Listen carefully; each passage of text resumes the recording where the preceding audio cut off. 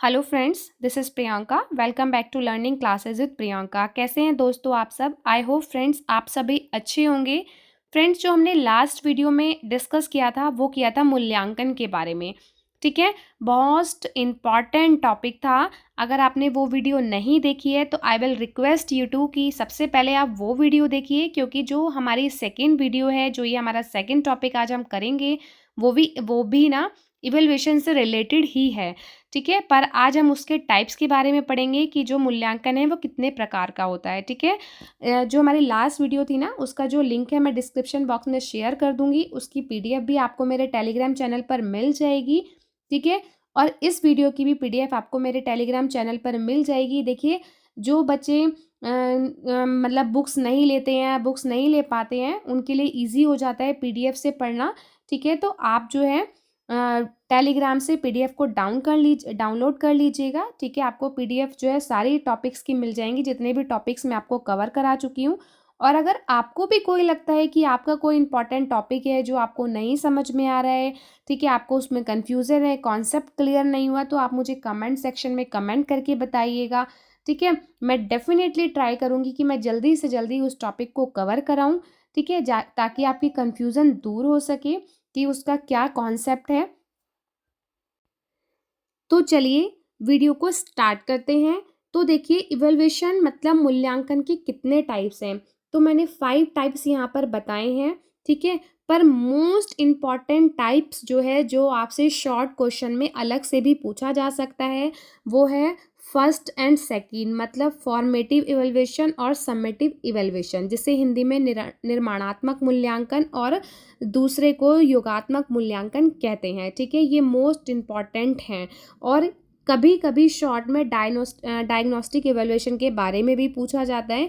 ठीक है, तो इसलिए मैंने आपको जो है यहाँ पे 5 तरीके के टाइप बताए हैं। अगर आपसे लॉन्ग क्वेश्चन में आए तो आपको ये टाइप्स लिखने होंगे। ठीक है, पहले आप हेडिंग लिख दीजिएगा, उसके बाद आप वन बाय वन इनको डिफाइन कीजिएगा। ठीक है, डिटेल में लिखिएगा। चलिए स्टार्ट करते हैं, डिटेल में पढ़ लेते हैं कि इनके बारे में क्या कहा गया है। कि जैसे सबसे पहले है फॉर्मेटिव इवैल्यूएशन, कि निर्णयात्मक मूल्यांकन क्या होता है। तो देखिए, फॉर्मेटिव इवैल्यूएशन क्या है कि निर्णयात्मक मूल्यांकन जो है happens during teaching to provide continuous feedback to both student and teachers. कि निर्णयात्मक मूल्यांकन छात्रों और शिक्षकों दोनों को निरंतर प्रक्रिया प्रदान करने के लिए शिक्षण के दौरान जो है ये मूल्यांकन किया जाता है। इसे रचनात्मक भी कहा जाता है। ठीक है, ये निर्माणात्मक मूल्यांकन भी होता है, ये रचनात्मक मूल्यांकन भी होता है। ठीक है, तो देखिए, यहाँ पे शायद गलती से मैंने 2 बार लिख दिया है। ठीक है, तो देखिए, जो फॉर्मेटिव इवैल्यूएशन है, इन शॉर्ट आप याद रखिएगा, ये ड्यूरिंग उस टाइम पर होता है, ये जब आपका जो है टीचिंग आपको प्रोवाइड की जा रही है कंटिन्यूस फीडबैक के लिए। ठीक है, कि टीचिंग के दौरान ही, जैसे अब वो होते हैं ना, एग्जाम्स होते हैं या आपके टेस्ट होते हैं या कुछ होता है, तो वो क्या होते हैं, वो बाद में होते हैं। जैसे आपके एग्जाम्स हो गए, हाफ ईयरली सेमेस्टर वाइज होते हैं या फाइनल एग्जाम्स होते हैं, तो वो क्या होते हैं, बाद में होते हैं। जैसे लेकिन फॉर्मेटिव में क्या होता है, जैसे टेस्ट होना आपके, या आपसे ओरली कुछ पूछ लेना है। ठीक है, तो इस तरीके से फॉर्मेटिव इवैल्यूएशन किया जाता है। Its goal is to make adjustment to the instruction process as needed considering smaller curriculum units. कि इसका लक्ष्य क्या होता है, छोटी पाठ्यचर्या इकाइयों पर विचार करते हुए आवश्यकतानुसार निर्देश प्रक्रिया में समायोजन करना है। ठीक है, कि जो भी छोटी छोटी यूनिट्स में, जैसे आपके टेस्ट होने, यूटी बोलते हैं, एमटी बोलते हैं, मंडे टेस्ट होते हैं किसी किसी के, तो इस तरीके से टेस्ट होना क्या होता है, वो फॉर्मेटिव इवैल्यूएशन किया जाता है। ठीक है, student are assess through test at the end. ठीक है, और बाद में क्या होता है, जब टेस्ट हो जाता है तो स्टूडेंट को असेस किया जाता है, उनका मूल्यांकन किया जाता है, आकलन किया जाता है। और देखिए, असेस करना मतलब आकलन। ठीक है, तो वो कैसे किया जाता है, सपोज कि आपके 10 में से 5 मार्क्स आए, या किसी स्टूडेंट के 10 में से 10 आए, तो इट मीन्स ये स्टूडेंट तो पूरी प्रोग्रेस पे है, इसको सब कुछ अच्छे से समझ में आ रहा है। पर जिसके 10 में से 5 आए हैं, क्या उस बच्चे को क्लियर समझ में आ रहा है, या वो क्लियर समझ पा रहा है? ठीक है, उसे सब कुछ आता है या नहीं आता, हमें कैसे पता चला, जब उसका टेस्ट हुआ। ठीक है, तो क्या होता है, इस फीडबैक के लिए ही कि स्टूडेंट कितना समझ पा रहे हैं, उनको असेस करने के लिए ये फॉर्मेट जो है इवैल्यूएशन बनाया गया है, ठीक है, इसीलिए उनका फॉर्मेट इवैल्यूएशन होता है, ठीक है। This type of evaluation help determine how much student have grasped and where they need improvement. कि इस प्रकार के मूल्यांकन से यह निर्धारित करने में हेल्प मिलती है कि छात्रों ने कितना समझ लिया है और उन्हें कहाँ सुधार की आवश्यकता है। फिर है teachers can assess student during और after a lesson to gauge a if changes in teaching methodology are necessary. कि शिक्षण पाठ के दौरान या उसके बाद छात्रों का मूल्यांकन कर सकते हैं ताकि ये पता लगाया जा सके कि शिक्षण पद्धति में बदलाव की आवश्यकता है या नहीं। मतलब कि जब टीचर ने स्टूडेंट को असिस्ट किया तो उससे पता लगाया जा सकता है ना, जब उनका टेस्ट हुआ, कि क्या ऐसा तो नहीं है कि जो हमने टेस्ट बनाया था कि एक बच्चे के सपोज जैसे मैंने आपको बताया 10 में से 10 आए और बाकी बच्चों के कम मार्क्स आए, तो इट मीन्स कि हो सकता है क्या पता हमारे टीचिंग मेथड को चेंज करने की नीड हो, ठीक है। तो इसलिए क्या होता है, फॉर्मेटिव इवैल्यूएशन में ये पता लगाया जा सकता है कि कहाँ पर किस चीज़ की नीड है, किस चीज़ को बदलने की ज़रूरत है, ठीक है। नेक्स्ट है it is a useful tool for making timely corrections and improvements in both student and teaching methods। कि यह छात्रों और शिक्षण विधियों दोनों में समय पर सुधार करने के लिए उपयोगी उपकरण है, ठीक है। आई होप आपको ये अच्छे से समझ में आया हो। कि इन शॉर्ट मैं आपको दोबारा बता देती हूँ कि फॉर्मेटिव असेसमेंट क्या होता है कि इवैल्यूएशन जब बच्चों का जो है टेस्ट लेना, जैसे अगर आपने 2 चैप्टर करा दिए तो उन 2 चैप्टर का टेस्ट लेना, 3 चैप्टर हो गए तो छोटे-छोटे यूनिट्स में डिवाइड करके टेस्ट लेना, उनको असेस करना ही क्या होता है, फॉर्मेटिव इवैल्यूएशन के थ्रू किया जाता है, ठीक है। अब बात करते हैं समेटिव इवैल्यूएशन की, योगात्मक मूल्यांकन। तो देखिए summative evaluation occur at the conclusion of the academic year. जब एंड ऑफ द ईयर में जो टेस्ट लिए जाते हैं, जो एग्जाम्स होते हैं मीन्स, उन्हें समेटिव इवैल्यूएशन के अंतर्गत रखा जाता है, ठीक है। फाइनल एग्जाम्स होना आपके। It assess the fulfilment of objective and overall personal development of a student by the end of the session के एंड में जो टेस्ट जब स्टूडेंट को असेस किया जाता है। This type of evaluation consider a board spectrum of learning. इस प्रकार का मूल्यांकन जो है सीखने के व्यापक इस क्रम पर विचार करता है।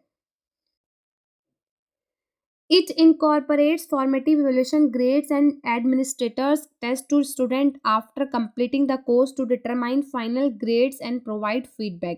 कि यह प्रारंभिक मूल्यांकन ग्रेड को शामिल करता है, क्योंकि देखिए जब आपका सेशन एंड हुआ, सेशन क्योंकि एंड ऑफ द ईयर की बात चल रही है, तो सेशन एंड होने के बाद आपको ग्रेड में मार्क्स दिए जाते हैं, ठीक है।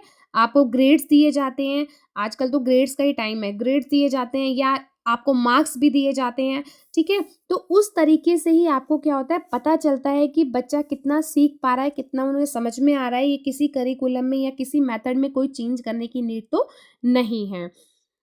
Grades are assign based on the result of summative evaluation. की योगात्मक मूल्यांकन के परिणामों के आधार पर ही ग्रेड दिए जाते हैं, जिस बच्चे ने जैसा किया हो उसको उसके अकॉर्डिंग ही ग्रेड मिल जाता है। नेक्स्ट है डायग्नोस्टिक इवैल्यूएशन।